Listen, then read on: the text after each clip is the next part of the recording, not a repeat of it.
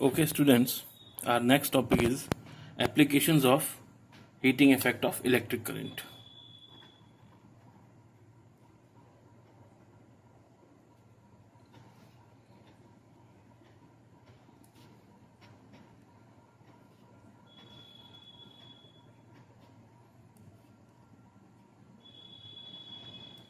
Okay आप हम ये देख चुके हैं बेटा कि जब इलेक्ट्रिक करंट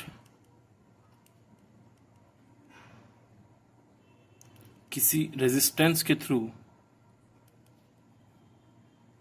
फ्लो करता है तो वहाँ पे वो हीट डेवलप करता है। अब इस हीट को जो है हम लोग अलग अलग काम में इस्तेमाल कर सकते हैं। आप इस हीट को directly as a heat energy इस्तेमाल कर सकते हैं। हम चाहें तो इस हीट से लाइट जनरेट कर सकते हैं, या हम चाहें तो इस हीट को सेफ्टी पर्पजेस के लिए इस्तेमाल कर सकते हैं। और ऐसे कई सारे एग्जांपल्स हम लोग जो हैं एप्लीकेशन इस हीटिंग इफेक्ट की होती है। ठीक है, तो हम लोग एप्लीकेशंस को पढ़ना शुरू करते हैं। सबसे पहला अपना टॉपिक है हीट को हम हीट की फॉर्म में ही यूज़ करेंगे। उसके लिए अगर हम देखें तो आपके पास एग्जांपल्स आपको मिल जाएंगे। आप इलेक्ट्रिक आयरन जिसे हम प्रेस बोलते हैं, आपको पता है, electric geyser, room heaters, electric ovens, immersion rod जिनसे हम पानी गर्म करते हैं। ये सारी चीज़ें जो हैं ये हीट को मतलब इलेक्ट्रिक करंट से जो हमने हीट जनरेट की है उस हीट को हम लोग डायरेक्ट इस्तेमाल कर रहे हैं in these kind of devices. आप एक चीज़ यहाँ ध्यान रखने वाली बात है, इन सब में हीट जनरेट कैसे होती है। इन सब में एक एलिमेंट होता है जिसे हीटिंग एलिमेंट कहा जाता है। It is made up of nichrome, एक अलॉय है निकल और क्रोमियम का। इसकी खास बात क्या है? इसकी खास बात यह है कि इसका बहुत हाई रेजिस्टेंस है और इसके साथ ही साथ इसका बहुत हाई मेल्टिंग पॉइंट है। यानी कि जब आप इसमें करंट प्रोवाइड करेंगे तो बहुत हीट जनरेट होगी बिकॉज ऑफ हाई रेजिस्टेंस, और ये मटेरियल, ये एलिमेंट जो है हीटिंग एलिमेंट आपका, ये डैमेज नहीं होगा क्योंकि उसका मेल्टिंग पॉइंट बहुत हाई है। सेकंड, हम बहुत ही बेसिक, जब हीट को लाइट में कन्वर्ट करना है उसके लिए बहुत ही अच्छी वहाँ पर डिवाइस है जिसे बोलते हैं हम इलेक्ट्रिक बल्ब। इलेक्ट्रिक बल्ब आप जानते हैं क्या होता है?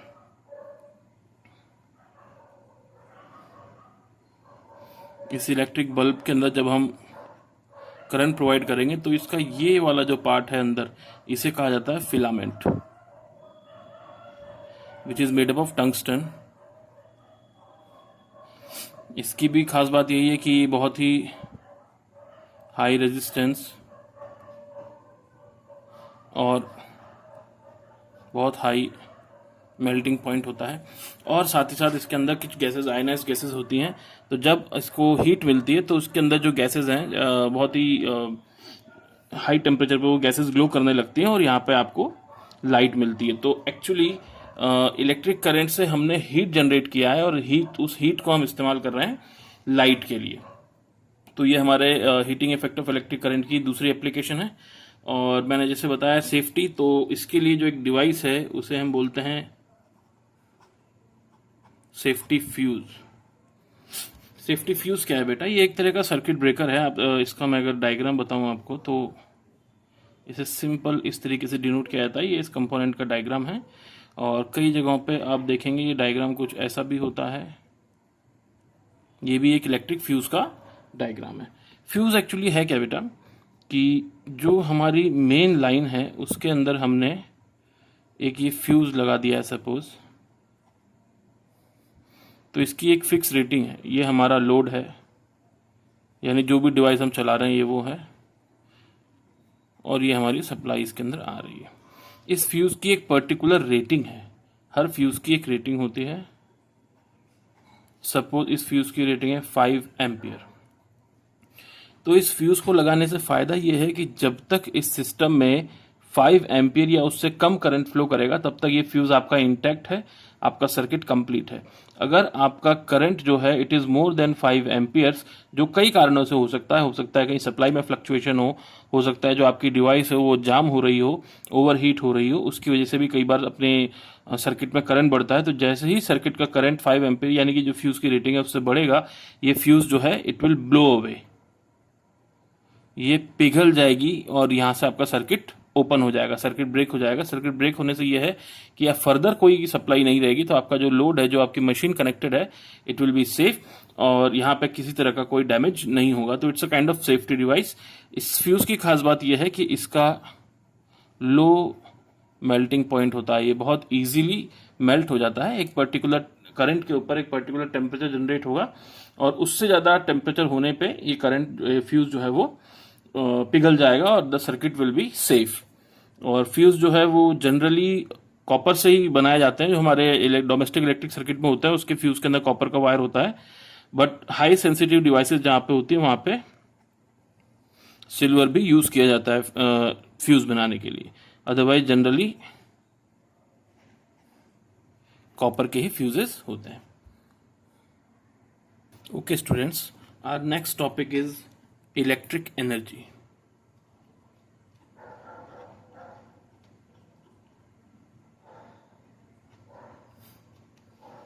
इलेक्ट्रिक एनर्जी क्या है? अगर मैं बहुत ही बेसिक डेफिनेशन से जाऊं तो मैं कह सकता हूं कि the work done by a source of electricity to maintain a current in an electrical circuit is known as electric energy. Electric energy वो एनर्जी है जो एक सोर्स जो हमारा जो होता है, जो कि बैटरी है, उसको जितना वर्क डन करना पड़ेगा एक पोटेंशियल डिफरेंस या एक करंट मेंटेन करने के लिए, वो वर्क डन जो है वो इलेक्ट्रिकल एनर्जी के इक्विवेलेंट है। एक छोटा सा एग्जांपल लेते हैं। सपोज किसी सर्किट के अंदर V वोल्ट की बैटरी लगी है, तो ये बैटरी जो है इस लोड के अक्रॉस V वोल्ट का पोटेंशियल डिफरेंस क्रिएट कर देगी।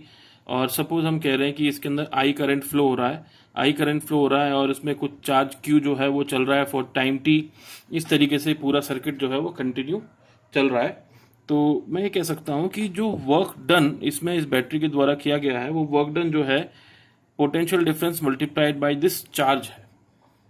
क्यू चार्ज को इसने फ्लो करवाया एट पोटेंशियल V, तो जो वर्क डन किया गया वो वर्क डन W है। अब हमें पता है कि current is I is rate of flow of charge Q upon T, तो I can say that Q is I into T। तो मेरे पास ये हो गया V, current is I into T, Q is I into T, तो ये हो गया I into T। तो I can say that the work done is V into I into T, so the electrical energy is also V I into T। ये मेरा electrical energy का mathematical expression है। Our next topic is electric power।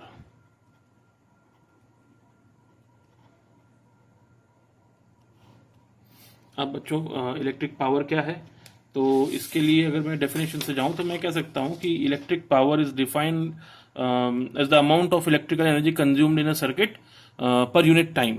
ये आपको याद होगा 9th class में हमने वर्क एनर्जी पार पढ़ा था। वर्क और एनर्जी दोनों इक्विवेलेंट हैं। Power was work done upon time taken और I can say that energy consumed upon time taken. तो वो वाली चीज हम यहाँ पे भी यूज कर सकते हैं। हमें पता है कि पावर जो होता है वो work done upon time taken है। तो वर्क डन अभी हमने पिछले टॉपिक के अंदर देखा, work done was V into I into T divided by time again, तो it gives me V into I. तो I can simply say that अगर कोई V वोल्टेज की वजह से किसी सर्किट में I करंट फ्लो हो रहा है, तो जो इलेक्ट्रिकल पावर जो उसमें जनरेट हो रही है या जो कंज्यूम की जा रही है, it is simply V into I. यहाँ पे एक चीज और है कि हमें ओम्स लॉ से ये पता है V is equal to I into R, और I can say that I is equal to V upon R. इन दोनों ही एक्सप्रेशंस को अगर हम यहाँ पे एक एक करके यूज करें, तो V is equal to I R को अगर मैं यूज करता हूँ P is equal to V into I में, तो ये V की value I into R multiply by this I, it will give me I square R. ये भी मेरे पास पावर का एक फॉर्मूला है। और अगर मैं I is equal to V upon R का इस्तेमाल करता हूँ P is equal to V into I में, P is equal to V into I, और I की वैल्यू अगर हम V अपॉन आर ले रहे हैं तो V into V upon R, it will give me V square upon R. ये भी मेरे पास पावर का एक एक्सप्रेशन है। तो हमारे पास इलेक्ट्रिकल पावर के जो 3 एक्सप्रेशन है वो simply P is equal to V into I, P is equal to I square into R और P is equal to V square upon R है।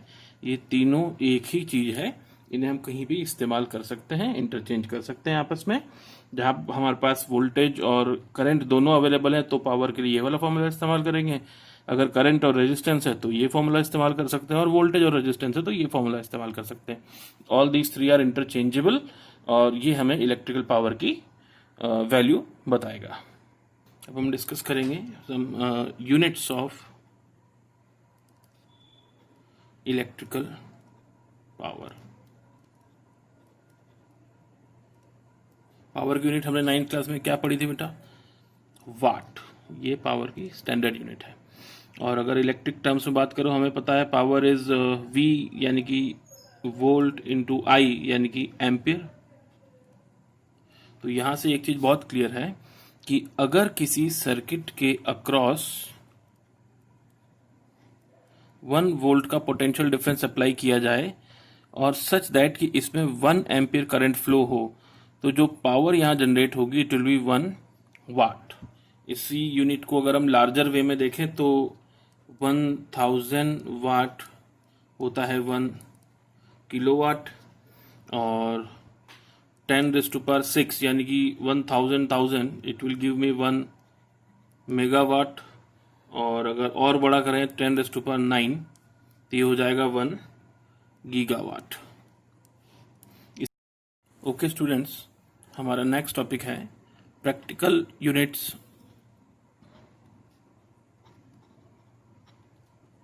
Of electrical power.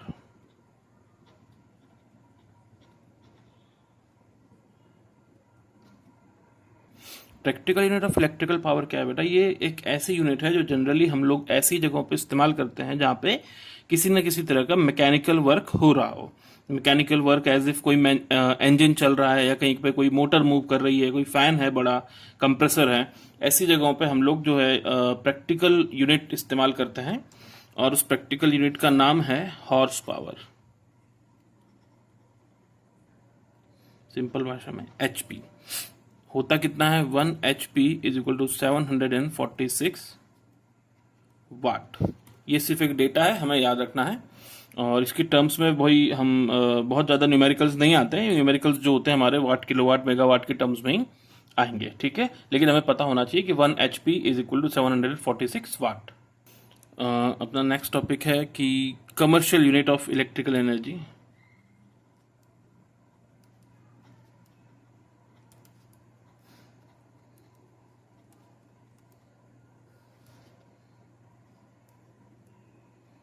ये क्या है? कमर्शियल यूनिट का मतलब है वो यूनिट जिसके टर्म्स में हम लोग हमारे घर के इलेक्ट्रिसिटी के बिल्स जो हैं वो देते हैं। तो अब आप लोग देखिए, अपने पास इलेक्ट्रिकल पावर जो है उसकी यूनिट हो गई वाट या किलोवाट या मेगावाट। इसके अंदर हमारी पावर चल रही है, और टाइम जो होता है वो हमारा जनरली होता है सेकंड में। टाइम की यूनिट आर भी है, ठीक है। हमें ये पता है कि power is work done upon time, और I can say that it is energy upon time. तो अगर मैं एनर्जी की बात करूं, I can simply say that energy is power multiplied by time. इसमें कोई दिक्कत नहीं है। तो energy is power multiplied by time. तो जो एनर्जी की यूनिट होगी it will simply be unit of power multiplied by unit of time. यानी कि मैं watt second, watt hour, kilowatt second, kilowatt hour, megawatt second, megawatt hour, ये सब unit जो है हमारी एनर्जी की यूनिट्स हैं। इनमें से वो यूनिट जो सबसे ज़्यादा कॉम्पिटिबल है, जो हमारे डे टू डे लाइफ के अंदर जिसको हम इस्तेमाल करते हैं, वो kWh। वो इसलिए क्योंकि आवर्स में टाइम नापना इजी है, और किलोवाट के अंदर हमारे घर के जनरली सभी इलेक्ट्रिकल इक्विपमेंट्स होते हैं। हमारे घर का पूरा लोड जो है वो जनरली 2 किलोवाट, 3 किलोवाट, 5 किलोवाट तक मैक्सिमम होता है, ठीक है। तो जो हमारा commercial unit of electrical energy है वो है kWh। यूनिट मतलब 1, तो 1 kWh इसका मतलब है कि आपने 1 किलोवाट की एनर्जी 1 आवर में कंज्यूम की है। It is 1 kWh। It is also known as 1 unit. आप जानते होंगे बिजली का बिल आता है कि इस महीने हमने इतना यूनिट बिजली जनरेट कर लिया है, इतना यूनिट बिजली कंज्यूम किया है। तो जो 1 यूनिट जिसको हम कहते हैं एक्चुअली दैट इज 1 kWh, कि हमने इतना किलोवाट आवर बिजली कंज्यूम किया है। होता कैसे है, सपोज आपके पास एक इलेक्ट्रिकल डिवाइस है जिसकी रेटिंग 250 वाट है और इसको आपने दिन में 8 घंटे के लिए इस्तेमाल किया है और ऐसा आपने 30 दिन तक रोज किया है। तो आप सिंपली कह सकते हैं 250 watt into 8 hours will give me 250 into 8 is 2000 watt hour, और I can say that it is 2 kilowatt hour. 2 kilowatt hour हमारा डेली कंजप्शन है। अगर हम इसको 30 डेज से मल्टीप्लाई कर दें तो इट इज 60 kWh और इट इज सिंपली 60 यूनिट्स। तो 60 यूनिट्स हमारा इलेक्ट्रिकल कंजप्शन है और इसके हिसाब से हमें जो हमारा इलेक्ट्रिसिटी बोर्ड है उसे पेमेंट करना है। एक बहुत ही छोटा सा टॉपिक है कि जो हमारा इलेक्ट्रिकल यूनिट ऑफ एनर्जी है, कमर्शियल यूनिट kWh, और जो हमारा ऐसा यूनिट ऑफ एनर्जी है जिसे हम बोलते हैं जूल, उनके बीच में आपस में क्या रिलेशन है। तो I can say that 1 kWh, अगर मुझे इसे जूल में कन्वर्ट करना है तो कितना होगा। सॉल्व करना शुरू करते हैं। 1 kWh, इसका मतलब है 1 किलोवाट इंटू 1 आवर। 1 किलोवाट का मतलब है 1000 वाट इंटू 1 आवर। 1000 वाट, वाट कितना है, watt is joule per second, तो it is 1000 joule per second multiply by 1 hour. 1 hour के अंदर होता है 3600 second, second and second got cancelled, तो अल्टीमेटली मेरे पास बचा है 1000 इंटू 3600 जूल, और I can say that 3.6 into 10⁻6 joule. So 1 kWh और 1 unit of electric energy is equivalent to 3.6 into 10⁻6 joule of energy. अब आप देखिए, अगर 1 किलोवाट का electrical heater is being used for 1 hour, वो मुझे इतना amount of electric energy generate कर रहा है, कंज्यूम कर रहा है, तो मतलब इतना amount of heat energy generate करेगा। So students, at this point हमारा चैप्टर इलेक्ट्रिसिटी कंप्लीट हो चुका है थ्योरेटिकल पॉइंट ऑफ व्यू से। इसके बाद नेक्स्ट वीडियोस के अंदर हम लोग इसके ऊपर बेस कुछ न्यूमेरिकल सॉल्व करेंगे। तब तक आप लोग अच्छे से पढ़ाई कीजिए, डू वेरी वेल। और